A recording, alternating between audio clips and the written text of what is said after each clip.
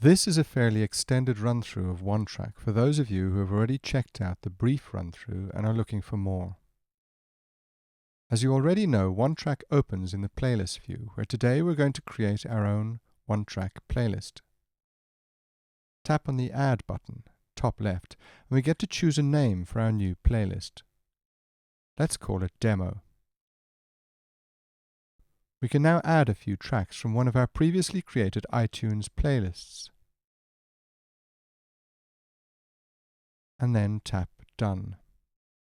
Tap on our new playlist and we get to the track listing view, and I'm going to change the order of our tracks first by tapping the Edit button, then dragging on the right edge of the track to move it up in our playlist. This can be done while a track is playing and it won't interrupt play. I'm also going to add a second copy of Everything You Hold, so I can show you a trick later. I'll just move it up to the top of our playlist, and we can now tap the Done button and select it as our first track. Okay, this is the main OneTrack playing view. From here we can set the volume of each track individually by tapping the mini speaker icon and dragging the volume slider. I'll start the track playing so you can hear the volume change. Just above the track volume slider, we can also see the master volume level.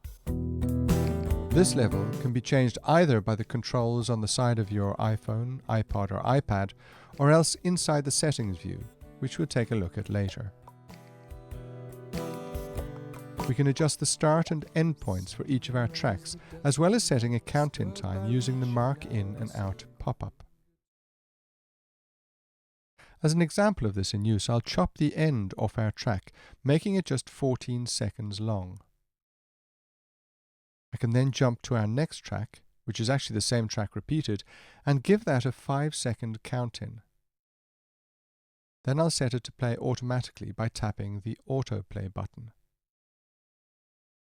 I can now skip back to our first track, and we're set up to play the first 14 seconds of the track, followed by a 5-second pause, and then the next track will play through. This might be useful to give you a few seconds of silence to say a few words about the song to your audience, or perhaps to stretch out the intro a bit.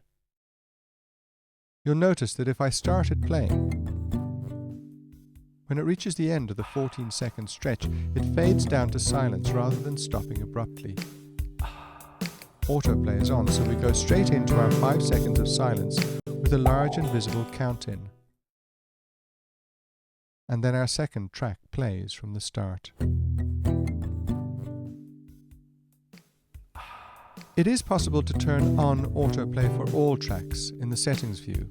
This can be handy if you need some ambient music playing during a break, for example.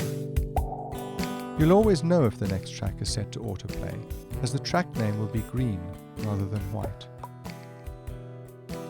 Next thing to describe is the loop button, which allows us to repeat play the track we are on. There is no facility to loop the entire playlist in OneTrack, and I'd suggest if you need this functionality that you use Apple's Music app for the purpose. If we tap the loop button for a track, then that track will rewind when it finishes and start playing again from the start. Either tap the pause button or skip to the next track to exit the loop. This function can be used with the mark in and out points to loop over a certain portion of your track, for rehearsals, etc. It can also incorporate the count-in to give you a delay before the track starts playing again.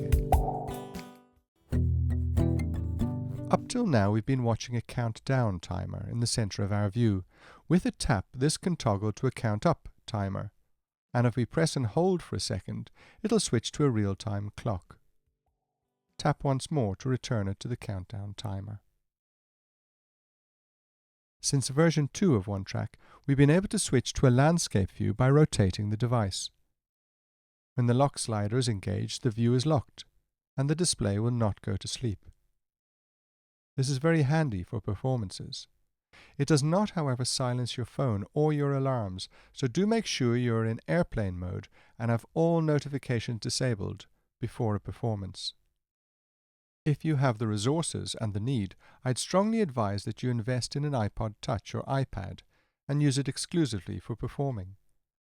You can always have your iPhone available as a backup device. There are very reasonably priced second-hand iPod Touches available on eBay if price is a barrier to doing this. I'd like to close by returning to our main playing view and tapping on the Settings button. Our Settings view allows us to change our device's master volume, duplicating the functionality of the hardware controls on the side of the device. If we switch the Save Volume switch on, then OneTrack will always remember our preferred device volume for when we return to OneTrack from another app. Next switch down allows us to see a visual metronome when counting in. Normally we see a large orange counter counting off the seconds. With this switch engaged, we can adjust measure and tempo for each track and have a precise visual count-in to a track, if needed.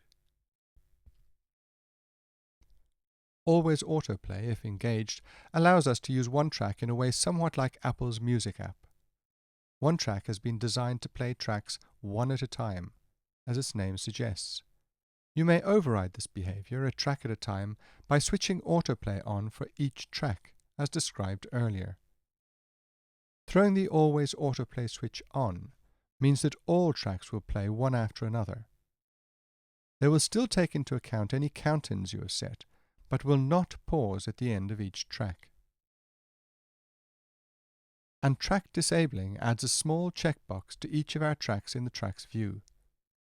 This allows us to selectively switch off tracks without having to remove them permanently from the playlist. This, combined with the ability to rearrange tracks on the fly, gives us full control of our music both before and during a performance. Tracks can also be selectively disabled in iTunes playlists, if this is switched on.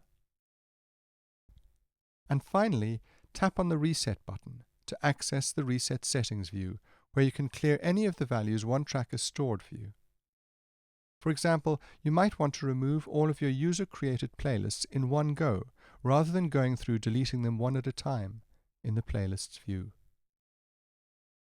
I hope this has covered all the bases for you. If you have any questions, then please email us at onetrack.app@gmail.com, and we'll do our best to help. Thank you.